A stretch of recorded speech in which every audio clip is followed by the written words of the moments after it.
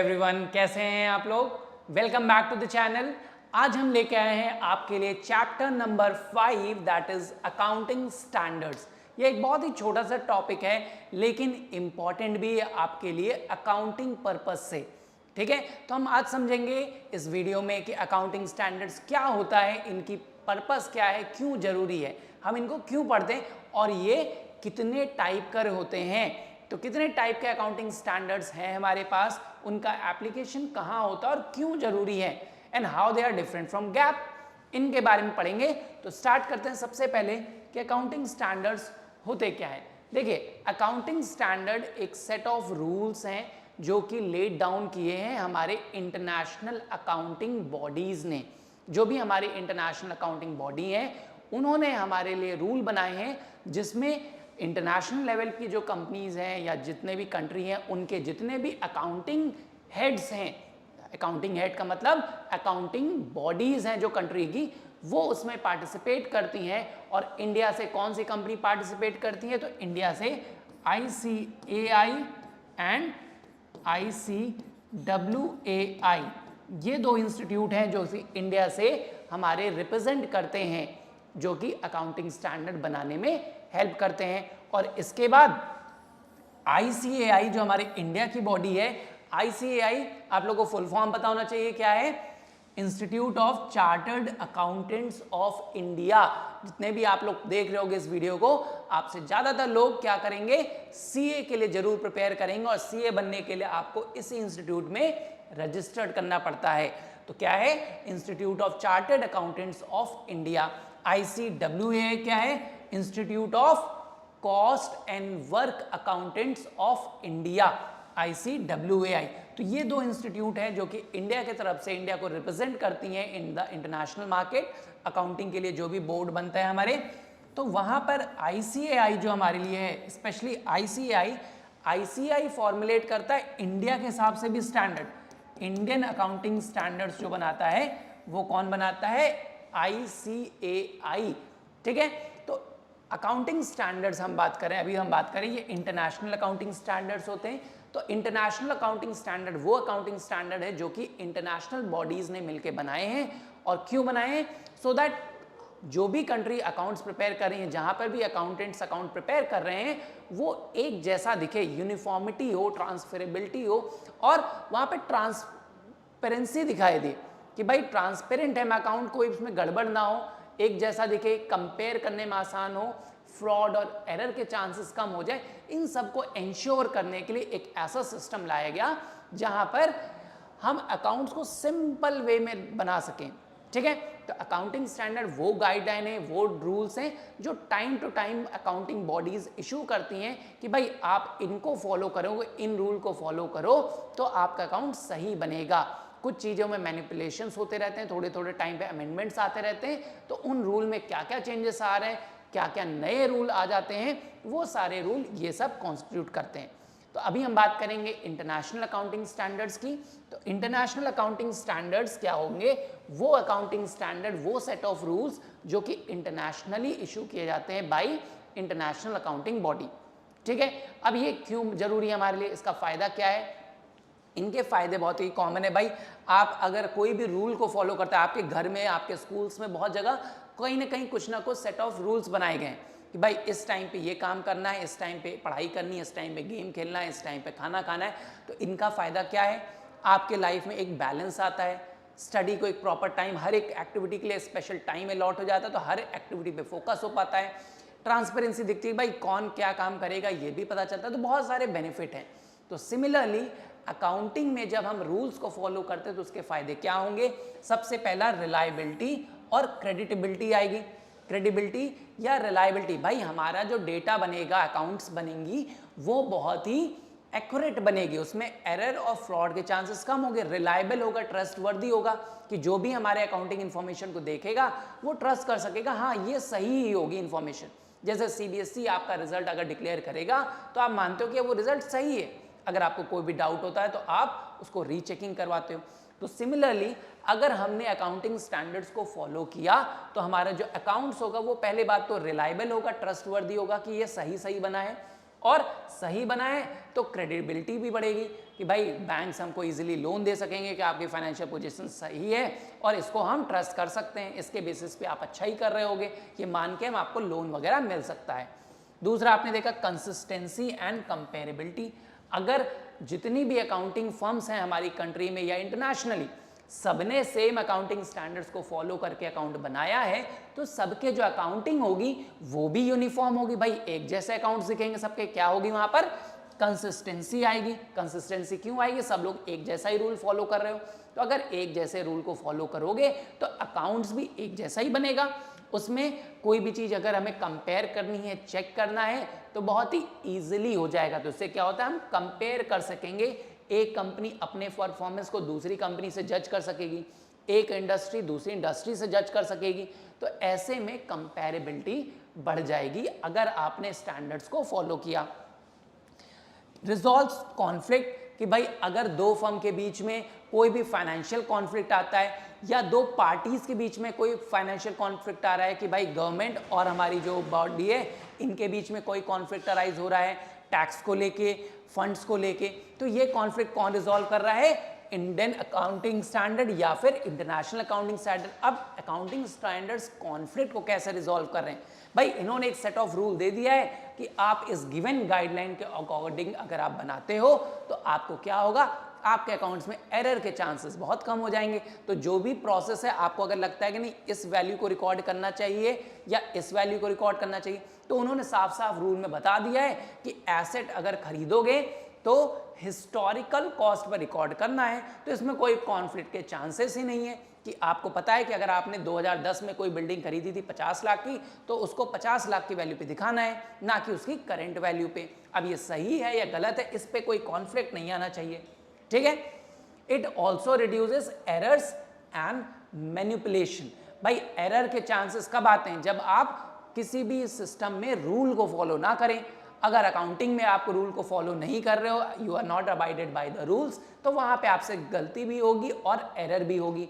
Manipulation के chances, यानी क्या होता है manipulation? Window dressing. Window dressing के चांसेस कम हो जाते हैं जब आप एक सिस्टम में एक रूल के अकॉर्डिंगली चलते हैं। तो अगर आपने अकाउंटिंग स्टैंडर्ड्स को फॉलो किया है तो क्या होगा, आप रूल को फॉलो कर रहे हो, रूल को फॉलो कर रहे हो तो एरर भी कम होगी और फ्रॉड के चांसेस भी बहुत कम हो जाते हैं। And last, it helps the auditors.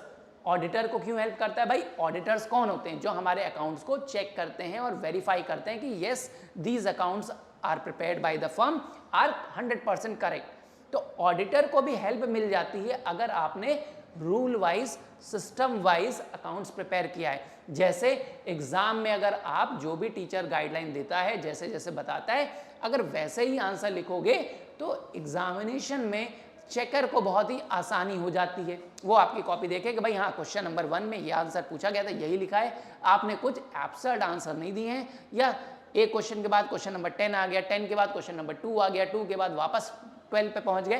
तो ये सिस्टम नहीं है। अगर आपने सिस्टमैटिक वर्क किया होगा तो आपके जो चेकर्स होंगे, ऑडिटर्स होंगे, उनको भी बहुत हेल्प मिलती है। क्यों?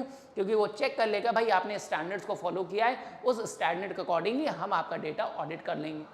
So it is very helpful in these manner कि आप अकाउंटिंग स्टैंडर्ड अगर बनाओगे तो ये फायदे आपको मिलेंगे। तो ये हो गया हमारा अकाउंटिंग स्टैंडर्ड।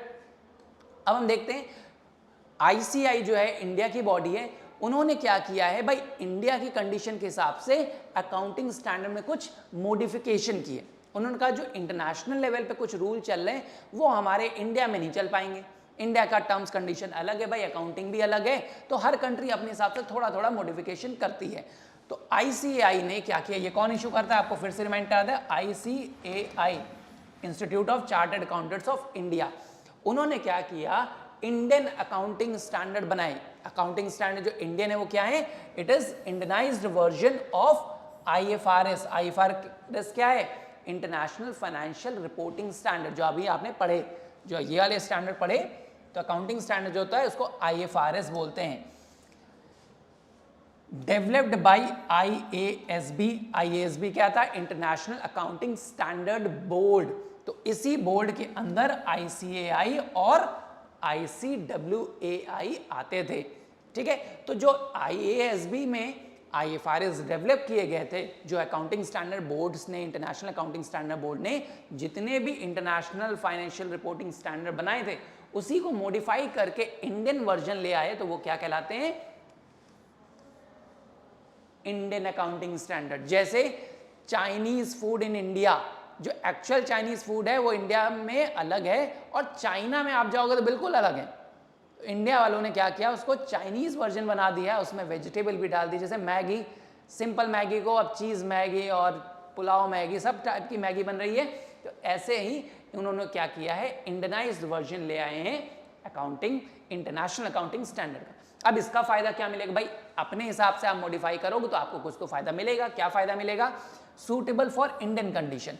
इंडियन कंडीशन यानी इंडिया में जो अकाउंटिंग होती है वो बहुत ही डिफरेंट है then accounting in other countries. So Indian accounting standard suit करेगा इंडियन कंडीशन में आपको अकाउंटिंग बनाने में, कि भाई इंडिया का अकाउंटिंग ईयर आपका मार्च और अप्रैल में चलता है, वेर एज अदर कंट्रीज बहुत सारी जहाँ पे अकाउंटिंग स्टैंडर्ड आपका जो फॉलो कर रहा है, अकाउंटिंग पीरियड को कौन सा फॉलो कर रहा है, वो कैलेंडर ईयर को फॉलो कर रहा है, 1 जनवरी टू 31 दिसंबर। ऐसे में आप अकाउंटिंग स्टैंडर्ड इंडियन कंपनी के हिसाब से फॉलो करोगे तो आपको अकाउंटिंग स्टैंडर्ड में थोड़ा सा मॉडिफिकेशन करना पड़ा। और उन्होंने क्या किया कि भाई जो इंडिया का अकाउंटिंग स्टैंडर्ड है वो इंडिया के हिसाब से डेवलप कर दिए, कि इंडिया में अकाउंटिंग कंडीशन क्या है कि हम फॉलो करते हैं अकाउंटिंग पीरियड अप्रैल से लेकर मार्च के बीच में, 31 मार्च, 1 अप्रैल से 31 मार्च। तो इसके अकॉर्डिंग अकाउंटिंग स्टैंडर्ड बनाए, तो पहला फायदा ये मिलेगा। ब्रिंग्स यूनिफॉर्मिटी, भाई यूनिफॉर्मिटी आएगी कि इंडिया में जितनी भी फर्म्स हैं वो क्या फॉलो करेंगी, इंडियन अकाउंटिंग स्टैंडर्ड फॉलो करेंगी, तो सबका जो अकाउंट बनेगा वो यूनिफॉर्म और सेम बनेगा। अगर सेम अकाउंट्स फॉलो कर रहे हैं, यूनिफॉर्मिटी होगी, तो उससे क्या फायदा मिलेगा? यूनिफॉर्मिटी का फायदा क्या होता है? कंपेरेबिलिटी, कंपेरेबिलिटी मिलेगी, कंसिस्टेंसी आएगी अकाउंट में, तो कंसिस्टेंसी और कंपेरेबिलिटी आ जाएगी। कंपेरेबिलिटी से आप कंपटीशन को बीट कर सकते हो और जज कर सकते हो अपनी परफॉर्मेंस, कि भाई लास्ट ईयर के कंपैरिजन में हमारी परफॉर्मेंस अपग्रेड हुई कि नहीं, या फिर अपने कॉम्पिटिटर से आप जज कर सकते हो कि आपकी परफॉर्मेंस इंप्रूव हो रही है या नहीं हो रही। तो अगर आपने इंडियन अकाउंटिंग स्टैंडर्ड को फॉलो किया, यानी इंडिया में जितनी भी कंपनीज होंगी अगर वो इंडियन अकाउंटिंग स्टैंडर्ड को फॉलो कर रही हैं, तो यूनिफॉर्मिटी होगी सभी के अकाउंट्स में। इसके अलावा अभी आपने पढ़ा था एरर एंड फ्रॉड या मैनिपुलेशन के चांसेस बहुत कम हो जाते हैं जब आप गिवन अकाउंटिंग स्टैंडर्ड को यानी गिवन सेट ऑफ रूल्स को फॉलो करोगे। आपने अगर रूल को सिस्टमैटिकली फॉलो किया है, इंडियन अकाउंटिंग स्टैंडर्ड को फॉलो करोगे, तो एरर फ्रॉड के चांसेस बहुत कम होंगे। और इट ऑल्सो हेल्प्स इन्वेस्टर, भाई इंडिया में जो इन्वेस्ट करने आएगा उसको अकाउंटिंग इंडिया के हिसाब से समझनी पड़ेगी, उसको देखना पड़ेगा भाई इंडिया जो अकाउंटिंग स्टैंडर्ड को फॉलो कर रहा है वो ज़्यादा सही होगा, ना कि जो हम इंटरनेशनल अकाउंटिंग स्टैंडर्ड। भाई एक कंट्री में जो इंडियन अकाउंटिंग स्टैंडर्ड होगा, इंडिया में अगर वही अप्लाई हो तो ज़्यादा बेटर है। इंडिया में हम अमेरिकन अकाउंटिंग स्टैंडर्ड लगाएंगे तो हमारे अकाउंट्स थोड़ा सा ट्रस्टवर्दी कम रहेगा। इसलिए जो भी इन्वेस्टर आते हैं, फॉरेन इन्वेस्टर हो या इंडियन इन्वेस्टर, वो देखते हैं कि आपने अकाउंटिंग कौन सी फॉलो की है, इंडिया के रूल के हिसाब से बनाया है कि इंटरनेशनल रूल के हिसाब से बनाया है। तो अगर इंडियन अकाउंटिंग स्टैंडर्ड्स को आप फॉलो करके रूल के हिसाब से आप अकाउंट्स बनाते हो तो इन्वेस्टर्स ज़्यादा अट्रैक्ट होते हैं, क्योंकि उनको इंडिया में पैसा लगाना है, तो अकाउंटिंग भी इंडिया के हिसाब से वो चेक करते हैं। तो ठीक है, तो हैं दोनों ही अकाउंटिंग स्टैंडर्ड हमारे पास, इंटरनेशनल भी है और इंडियन भी है, लेकिन इंडिया में हम ज़्यादातर क्या फॉलो करते हैं, इंडियन अकाउंटिंग स्टैंडर्ड्स।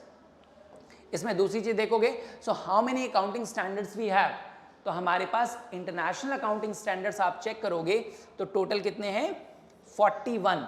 तो total 41 accounting standards we have, that is IFRS, जितने भी हमारे इंटरनेशनल अकाउंटिंग स्टैंडर्ड्स हैं। और अगर आप इंडियन अकाउंटिंग स्टैंडर्ड को चेक करेंगे, इंडियन है ये इंडियन अकाउंटिंग स्टैंडर्ड, तो इंडियन अकाउंटिंग स्टैंडर्ड आपके कितने हैं, आप देखोगे 32। तो 32 accounting standards we have in India, जो हमारे ICAI ने बनाए हैं। और जो इंटरनेशनल है, इंटरनेशनल हमारे जो इंटरनेशनल अकाउंटिंग स्टैंडर्ड है वो कितने हैं, 41 है।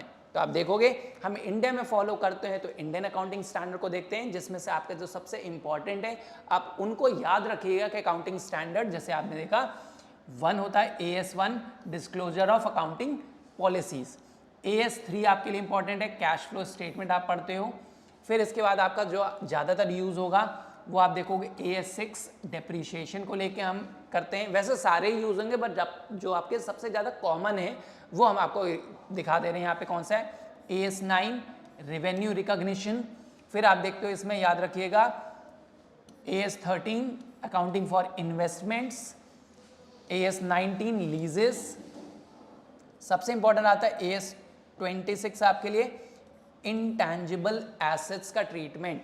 टैक्स वगैरह आपके सिलेबस में नहीं होता इसलिए इस AS को हम फॉलो नहीं करते। तो हमारे पास इतने सारे अकाउंटिंग स्टैंडर्ड जो आप रेगुलर बेसिस पे यूज करोगे। सो कई बार ये ऑब्जेक्टिव क्वेश्चंस में आएगा आपका कि number of accounting standard issued by internationally और बाय इंडियन बॉडीज। तो इंडियन ने जो इशू किए हैं वो 32 हैं और इंटरनेशनल कौन से हैं, टोटल 41 अकाउंटिंग स्टैंडर्ड हैं। एक क्वेश्चन और इसमें पूछा जाता है आपसे कि what is the difference between Indian accounting standard and accounting standard. जो इंटरनेशनल अकाउंटिंग स्टैंडर्ड है ये आपका कौन सा है, इंटरनेशनल। तो इंटरनेशनल जो अकाउंटिंग स्टैंडर्ड है और इंडियन अकाउंटिंग स्टैंडर्ड में डिफरेंस क्या है। तो बेसिक डिफरेंस हम देखते हैं जो सबसे ईजी है। जो इंटरनेशनल अकाउंटिंग स्टैंडर्ड है वो बेस्ड है इंटरनेशनल अकाउंटिंग स्टैंडर्ड्स पे। जो AS है अकाउंटिंग स्टैंडर्ड, जिसको सिर्फ अकाउंटिंग स्टैंडर्ड आप बोलते हो, वो इंटरनेशनल अकाउंटिंग स्टैंडर्ड बेस्ड है। लेकिन जो इंडिया का है अकाउंटिंग स्टैंडर्ड वो किस पे बेस्ड है, IFRS, ठीक है, इंटरनेशनल फाइनेंशियल रिपोर्टिंग स्टैंडर्ड्स पे। दूसरा डिफरेंस बेसिक है कि जो अकाउंटिंग स्टैंडर्ड है वो रूल पे बेस्ड है कि भाई उन्होंने एक गिवन रूल दिया है उसी रूल को फॉलो करना है। वेयरएज जो इंडियन अकाउंटिंग स्टैंडर्ड्स हैं ये प्रिंसिपल बेस्ड हैं, जहां पर आपने गैप पढ़ा था। अब गैप क्या होता था, ये भी कुछ प्रिंसिपल्स थे जो कि हम फॉलो करते थे और अकाउंटिंग स्टैंडर्ड्स अलग सेट ऑफ रूल है। प्रिंसिपल बेस्ड जो होता है वहाँ पे ऑप्शंस बहुत होते हैं आपके पास कि आप एक ट्रांजैक्शन को कई तरीके से कर सकते हो। लेकिन रूल बेस में आपके पास फ्लेक्सिबिलिटी कम होती है, आपको एक रूल गिवन है उसी रूल से आपको अकाउंटिंग करनी पड़ेगी। इसलिए अकाउंटिंग जो इंडिया में की गई वो प्रिंसिपल बेस्ड की गई, ना कि रूल बेस्ड की गई। लैंग्वेज यूज्ड, भाई अकाउंटिंग करने में अगर आप इंटरनेशनल वे को फॉलो करोगे तो आपको इंटरनेशनल लैंग्वेज का यूज करना पड़ेगा और कहीं ना कहीं इंटरनेशनल मेथड को फॉलो करोगे, इसलिए वो ज़्यादा कॉम्प्लेक्स होगी, ना कि इंडियन को। इंडियन लैंग्वेज आप इंडियन लैंग्वेज में बनाओगे तो कंपैटिबली इजी होगी एंड इजी टू अंडरस्टैंड होगी, ठीक है। अब यहां पे एक पॉइंट आता है कि भाई international accounting standard rule based था, उसने कहा कि भाई आपको हिस्टोरिकल कॉस्ट पे ही रिकॉर्ड करना है ट्रांजैक्शन को। कोई भी एसेट अगर आपने पुराने टाइम पे खरीदी थी तो उसको जो पुराने कॉस्ट पे खरीदी थी, अगर 2010 में आपने कोई प्रोडक्ट खरीदा था जिसकी वैल्यू थी 5 लाख तो उसको 5 लाख पे ही दिखाओगे। अगर उसकी करंट वैल्यू बढ़ के हो गई है 50 लाख तो उसको 50 लाख में नहीं दिखाओगे। जैसे एसेट में आप बिल्डिंग खरीदते हो, आपने 2010 में कोई बिल्डिंग खरीदी थी 5 लाख रुपए की, आज वो बढ़ के 25 लाख रुपए की हो गई है, तो जो अकाउंटिंग स्टैंडर्ड वो कहता है कि आप 5 लाख पे ही वैल्यू दिखाइए।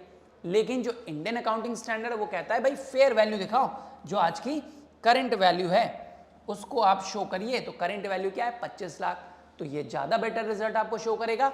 इसीलिए आप देखते हो कि नेक्स्ट पॉइंट है कि it is not trusted by the investors whereas Indian accounting standards are trusted by investor. यहाँ इन्वेस्टर कौन होगा, generally those who are investing in our country. हमारे इंडिया में जो इन्वेस्ट कर रहे हैं हम बात उनकी कर रहे हैं। कोई अगर अमेरिका में इन्वेस्ट करना चाहता है तो वो इंडियन अकाउंटिंग स्टैंडर्ड से इंप्रेस नहीं होगा, वो इंटरनेशनल अकाउंटिंग स्टैंडर्ड को ही फॉलो करेगा, ठीक है। और लास्ट आता है यूनिफॉर्मिटी। तो यहाँ पर यूनिफॉर्मिटी नहीं होती है क्योंकि कुछ कंपनीज इंडियन को फॉलो कर रही होंगी, कुछ अकाउंटिंग स्टैंडर्ड जो यूएस का है या बाहर का है उनको फॉलो कर रहे होते हैं, इसलिए इनके रिजल्ट में यूनिफॉर्मिटी नहीं होती।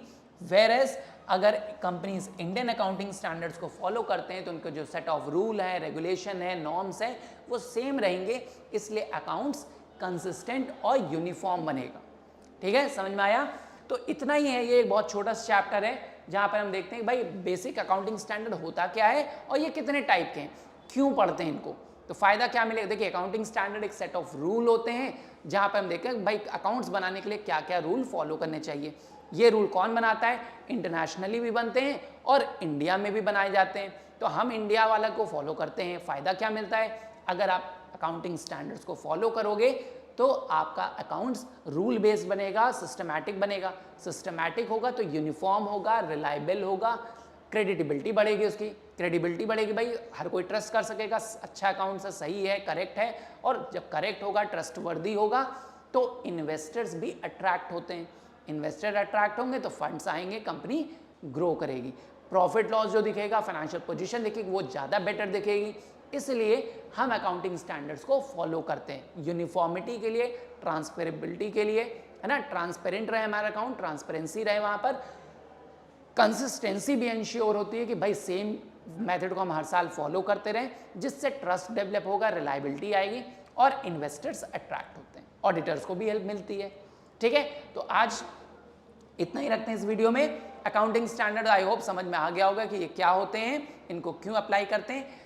जितने अकाउंटिंग स्टैंडर्ड्स हैं उनको याद रखिएगा, number of accounting standard total कितने हैं, और कुछ इंपॉर्टेंट अकाउंटिंग स्टैंडर्ड जो आपको मार्क किए थे उनको याद रखिएगा। That's all from this chapter, will meet again in the next chapter. Till then take care and bye bye.